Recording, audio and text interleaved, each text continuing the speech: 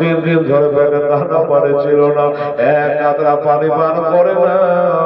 এই ক্ষুধার্ত অবস্থায়, বিভাসিত অবস্থায় একটা ঘোড়ায় চড়ে হাতে একটা ঢালার তলোয়ার নিয়ে ওরে চলে যাচ্ছেন বাবা কারবালায়।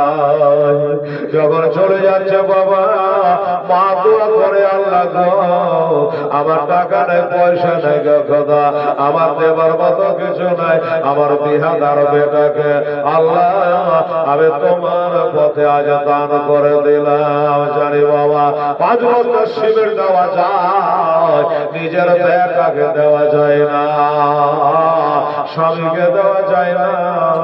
বললো ঠিক আছে। এবারে বাবা আমার মা বোনেরা আর বাবা বিবির সাথে দেখা হলো না, এবার চলে গেল কারবালা। আওয়াজ দিয়ে ফেললাম আব্দুল ওয়াহাব, এই দলেরা